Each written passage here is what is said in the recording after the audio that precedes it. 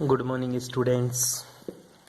हाँ जी, बातें कर रहे थे अपन सॉलिड स्टेट की। पढ़ ली थी सॉलिड स्टेट, मेरी ओर से कंप्लीट है। नोट्स मैंने आप लोगों को भेज दिया, कॉपी में तुम्हारे नोट्स होने चाहिए सारे। ठीक है भाई, इस चीज़ को कंप्लीट कर लेना। दूसरी बात, अब की बार जो सैटरडे को क्लास होगी उसमें मैं आप लोगों को सॉलिड स्टेट से रिलेटेड कोई चीज़ पूछूंगा। ठीक है, क्वेश्चंस पूछेंगे थोड़ी देर के लिए, 5-10 मिनट।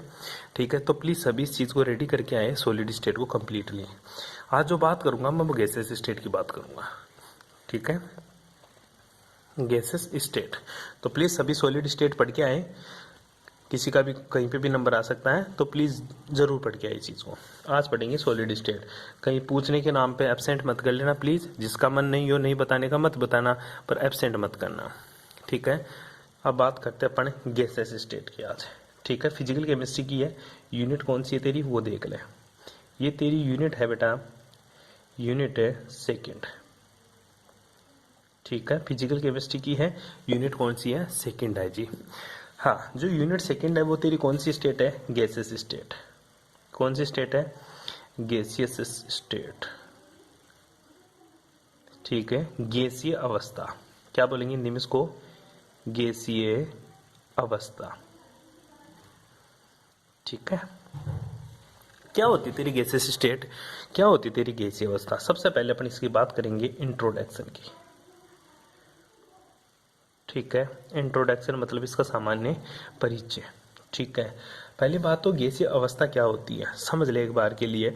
जब पदार्थों में दो कण के मध्य अधिकतम दूरी पाई जाती है तो वो गैसीय अवस्था उत्पन्न करती है। जब मैटर के बीच में क्या हो बेटा, जब मैटर के बीच में सबसे ज्यादा मैक्सिमम डिस्टेंस पाई जाती है ना, तो वो तेरी मैटर की कौन सी स्टेट होती है? वो तेरे मैटर की गैसीय अवस्था होती है। वो पदार्थ की कौन सी अवस्था होती है?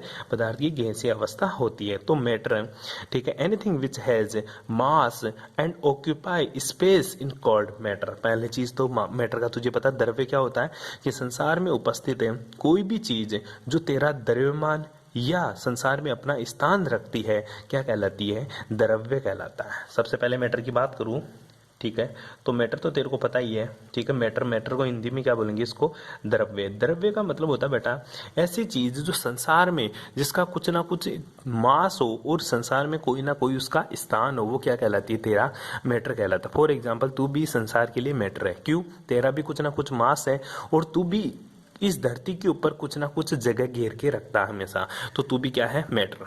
तो मैटर कुछ भी हो सकता है, वो सॉलिड भी हो सकता है, वो लिक्विड भी हो सकता है, वो तेरा क्या हो सकता है? गैस भी हो सकता है। तो anything which has the mass and occupy space is called matter. ठीक है, कुछ भी ऐसी चीज जिसका कुछ ना कुछ मास होता है और वो कुछ ना कुछ स्थान घेरता है, क्या कहलाता है? मेरा द्रव्य कहलाता है। ठीक है, मैटर तेरी एग्जिस्ट करती है 3 फिजिकल स्टेट में। ठीक है, मैटर की 3 फिजिकल स्टेट होती है जो मैंने आप लोगों को बता दिया था। जो पहली स्टेट होती है बेटा वो होती है तेरी सॉलिड। पहली कौन सी होती है तेरी? सॉलिड। दूसरी होती है तेरी गैस, और तीसरी तेरी कौन सी होता है? Sorry, gas. और तीसरी कौन सी तेरी? लिक्विड। जो अपन पढ़ेंगे वो गैस के बारे में पढ़ेंगे। ठीक है, सॉलिड का क्या होता है? पढ़ लिया था। सॉलिड का गुरुजी डिफाइन वॉल्यूम होता है। क्या होता है इसका? डेफिनेट वॉल्यूम होता है। क्या होता है इसका? डेफिनाइट वॉल्यूम होता है इसका। कुछ ना कुछ इसका क्या होता है? वॉल्यूम होता है। और डेफिनेटली क्या होती है? इसकी शेप होती है। क्या कहलाता है? मेरा सॉलिड कहलाता है। क्या कहलाता है? सॉलिड कहलाता है। जो गैस होती है इसका ना तो क्या होता है कोई वॉल्यूम होता है और ना इसकी क्या होती है? शेप होती है। ध्यान दे बेटा, जो सॉलिड होती है इसकी फिक्स इसका आयतन होता है और निश्चित इसकी क्या होती है? आकृति होती है। लेकिन जो तेरी गैस होती है इसका ना तो कोई डेफिनेट वॉल्यूम होता है और ना इसकी कोई डेफिनेट शेप होती है। अर्थात गैस का ना तो कोई निश्चित आयतन होता है ना ही कोई निश्चित इसकी आकृति होती है। लेकिन जो लिक्विड होता है बेटा इसका वॉल्यूम तो क्या होता है? डेफिनेट होता है। वॉल्यूम तो क्या होता है इसका? Definite volume. ठीक है, इसका जो वॉल्यूम होगा वो क्या रहेगा बेटा? गुरुजी इसका जो लिक्विड स्टेट है इसका डेफिनेट वॉल्यूम रहेगा, but note the definite shape. लेकिन जो शेप होती है ना इसकी वो क्या नहीं होती गुरुजी? डेफिनेट नहीं होती। उसी को क्या बोलता हूँ मैं? लिक्विड बोलता हूँ। क्या बोलूंगा उसको मैं? लिक्विड। अपने है जो गैस है, अपन किसकी बात करेंगे? गैस की बात करेंगे। आई बात समझ में। तो गैस के लिए क्या लिखेगा, गैस का ना तो कोई निश्चित आयतन होता है और ना ही इसकी कोई निश्चित शेप होती है, और गैस के पार्टिकल्स के बीच की जो डिस्टेंस होती है, ठीक है, वो डिस्टेंस जो डिस्टेंस होती है वो क्या होती है गुरुजी, इसकी मैक्सिमम डिस्टेंस होती है। क्या होती है, मैक्सिमम डिस्टेंस होती है। आई बात समझ में। और गैस के जो पार्टिकल्स है उनके बीच में जो अट्रैक्शन फोर्सेज होता है ना, वो न के बराबर पाया जाता है, ठीक है। सॉलिड के पार्टिकल्स के बीच में अट्रैक्शन फोर्सेज पाया जाता है, लेकिन गैस के पार्टिकल्स के बीच में कोई अट्रैक्शन फोर्सेज उपस्थित नहीं होता, कोई आकर्षण बल उपस्थित नहीं होता। आई बात समझ में। अब अपने टॉपिक में आते हैं गुरुजी। मेरा काम है गैस पढ़ना। क्या है, गैस, क्योंकि मेरे को गैसेस स्टेट की बात करनी है। तो अब गैस स्टेट की बात करते हैं। जो तेरी गैसेस स्टेट है ना, इसको भी मैं दो भागों में बांटता हूँ, ठीक है। कौन कौन सी गैस होती है, ठीक है। गैसों को दो भागों में बांटा गया है, किसके आधार पर, वो अभी बताएंगे, ठीक है। गैस को दो भागों में बांटा गया, कौन कौन सा। पहली जो गैस है गुरुजी, वो मेरी है आइडियल गैस। कौन सी गैस है बेटा, आइडियल गैस, मतलब आदर्श गैस। क्या बोलेगा इसको, आदर्श गैस। और दूसरी जो गैस होती है मेरी, वो होती है नॉन आइडियल गैस, ठीक है। नॉन आइडियल गैस, जिसको क्या बोलता हूं मैं, रियल गैस। क्या बोलूंगा, रियल गैस, ठीक है। इसको बोलते हैं वास्तविक गैस।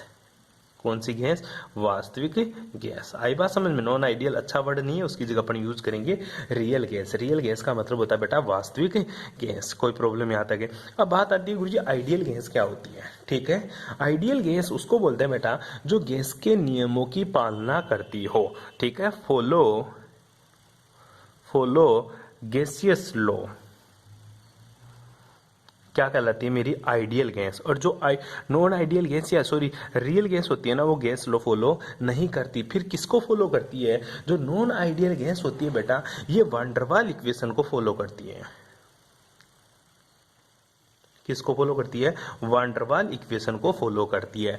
तो आदर्श गैस वो गैस होती है जो किसको फॉलो करे, गैस के नियमों को फॉलो करे, आइडियल गैस कहलाती है। Non ideal gas sorry real gas कौन सी होती है, जो वान डेर वाल इक्वेशन को फॉलो करे। कौन सी गैस कहलाती है, मेरी रियल गैस कहलाती है। अब जो आइडियल गैस होती है ना, इनके पार्टिकल्स के बीच में जो अट्रैक्शन फोर्सेज होता है, पार्टिकल्स के बीच में जो अट्रैक्शन फोर्सेज होती है, वो क्या होती है गुरुजी, जीरो होती है। मतलब कोई अट्रैक्शन फोर्सेज नहीं पाया जाता। लेकिन रियल गैस के बीच में क्या पाया जाता है गुरुजी, इनके बीच में अट्रैक्शन फोर्सेज पाया जाता है।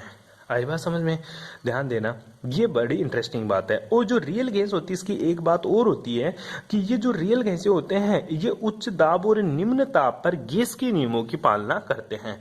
मतलब हाई टेम्परेचर, ठीक है, हाईली टेम्परेचर और प्रेशर के ऊपर, लो प्रेशर के ऊपर, ठीक है। हाई टेम्परेचर और लो प्रेशर के ऊपर, उल्टा बोल दिया, हाई तो तेरा प्रेशर होना चाहिए और टेम्परेचर क्या होना चाहिए, लो, ठीक है। हाई प्रेशर और लो टेम्परेचर के ऊपर ये किसको फॉलो करती है, आइडियल गैस को फॉलो करती है, अर्थात गैसेस लॉ को फॉलो करती है। आई बात समझ में। आइडियल और नॉन आइडियल गैस हो गई तेरी। अब बात करेंगे अपनी गैसेस स्टेट में गैस लॉ की।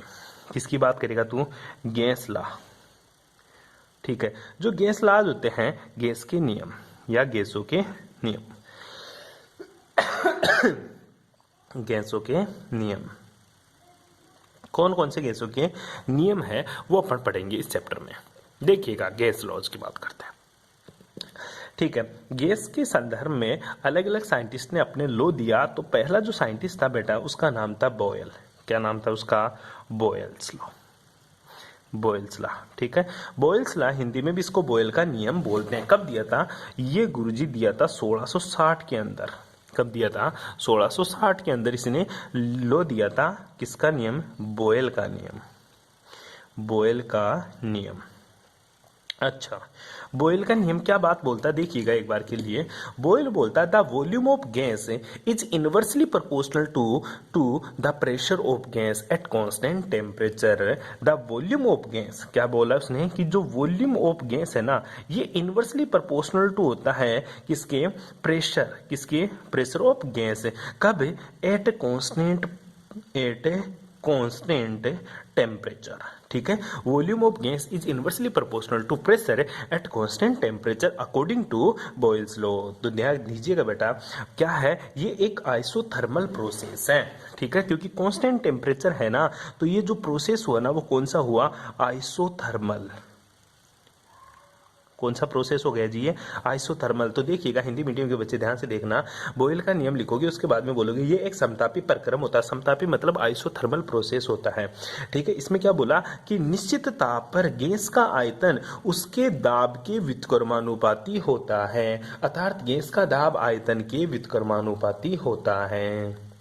दोबारा बोलूं, नियत ताप पर गैस का दाब बढ़ाने पर गैस का आयतन घट जाता है। नियत ताप पर अगर गैस का दाब बढ़ाऊंगा तो गैस का आयतन घट जाता है। कब? नियत ताप पर, ठीक है। कोई प्रॉब्लम? अर्थात गैस का दाब आयतन के व्युत्क्रमानुपाती होता है। तो V is inversely proportional to 1/P। और कई बुक में तेरे को ऐसा भी मिल सकता है P is inversely proportional to 1/V। तो बेटा कोई फर्क नहीं है, दोनों में बातें सेम ही है। आई बात समझ में? कब? जब एट कांस्टेंट टेम्परेचर। तो मैं P को इधर ले जाता हूं तो PV किसके बराबर हो जाएगा गुरुजी? कांस्टेंट के बराबर हो जाएगा। किसके बराबर हो जाएगा बेटा जी? PV गुरुजी कांस्टेंट के बराबर हो जाता है मेरा। कोई प्रॉब्लम यहाँ तक है? अब अगर ग्राफ खींचूं मैं किसके बीच में, अगर मैं प्रेशर और वॉल्यूम के बीच में ग्राफ खींचता हूं, कब? एट कांस्टेंट टेम्परेचर पे, तो जो ग्राफ आता है वो कैसा आता है देखिएगा एक बार के लिए। इधर तो मैं प्रेशर ले लेता हूं, ठीक है, ग्राफ खींच रहा हूं, ठीक है, ग्राफी निरूपण लिख सकता। तो इधर तो प्रेशर और इधर क्या ले रहा हूं मैं? वॉल्यूम। तो जो मेरा ग्राफ आएगा वो गुरुजी कैसा आएगा? बिल्कुल घटता हुआ ग्राफ आएगा। कब? एट कांस्टेंट टेम्परेचर पर, ठीक है। कैसा ग्राफ आता है ये? हाइपरबोलिक ग्राफ मिलता है तेरे को। कैसा मिलेगा बेटा? हाइपरबोलिक। हाइपरबोलिक को हिंदी में बोलते हैं अति परवलयाकार। अति परवलयकार, ठीक है। अति परवलय हाइपरबोलिक के समान मेरे को ग्राफ देखने को मिलता है। कब? किसके बीच में? जब मैंने ग्राफ खींचा P और V के बीच में, ठीक है। सबको खींचना है बेटा, हिंदी और इंग्लिश जिनके नोट्स में नहीं मिले तो भी आपको ग्राफ है बना के उसको दिखाना है। इसी के अलावा गुरुजी मैं ग्राफ खींचू P और 1/V के बीच में, ठीक है। तो ध्यान देना बेटा, P बढ़ेगा, देख P बढ़ेगा तो वॉल्यूम घटेगा। तो ये किया अपन ने, P बढ़ रहा है तो मेरा वॉल्यूम क्या आ रहा है? नीचे की तरफ घटता हुआ आ रहा है, ठीक है। P बढ़ रहा है तो मेरा वॉल्यूम क्या हो रहा है? घट रहा है। ये इसका ग्राफ आ गया, ठीक है। अब मैं ग्राफ खींचना चाहता हूं प्रेशर और 1/V के बीच में। किसके बीच में? प्रेशर और 1/V के बीच में। देख तेरा जो प्रेशर है ना ये इनवर्सली प्रोपोर्शनल टू है, व्युत्क्रमानुपाती है वॉल्यूम के, लेकिन जो P है ना ये डायरेक्टली प्रोपोर्शनल टू है 1/V के, ठीक है। अगर 1/V बोलूं तो ये P के समानुपाती है, लेकिन अगर मैं बोलूं P V के क्या है तो तू बोलेगा व्युत्क्रमानुपाती है। अगर मैं P और V की बात करूं तो P व्युत्क्रमानुपाती है V के, लेकिन मैं ऐसा बोल सकता हूं P समानुपाती है 1/V के। अगर पूरे को एक ही चीज मान लूं तो P क्या हो गया? समानुपाती हो गया। अर्थात प्रेशर बढ़ाएगा तू तो 1/V का मान क्या हो जाएगा? बढ़ जाएगा। प्रेशर बढ़ाएगा तो 1/V का मान क्या हो जाएगा? बढ़ जाएगा। तो इसका जो ग्राफ आएगा वो कैसे आएगा देख लीजिएगा एक बार के लिए। इधर मैं प्रेशर ले लूं और इधर क्या ले लिया मैंने? 1/V। इधर मैंने प्रेशर ले लिया, इधर क्या ले लिया? 1/V। अगर प्रेशर बढ़ेगा तो 1/V का मान भी क्या हो जाएगा गुरुजी? बढ़ जाएगा। तो इस तरह से ग्राफ देखने को मिलेगा। किसके बीच में? जब तू प्रेशर और 1/V के बीच में ग्राफ खींचता है तो एक सीधी रेखा प्राप्त होती है, लेकिन जब तू प्रेशर और वॉल्यूम के बीच में ग्राफ खींचता है तो मेरे को परवलयाकार ग्राफ देखने को मिलता है। कोई प्रॉब्लम बेटा जी यहाँ तक है? सिंपल सी बातें बताई मैंने तेरे को बॉयल्स लॉ के आधार पर, ठीक है। ये तेरा बॉयल्स का नियम खत्म होता है यहाँ पे। कोई प्रॉब्लम? ठीक है। बाकी की बातें करेंगे अपन नेक्स्ट क्लास में। Thanks for cooperation.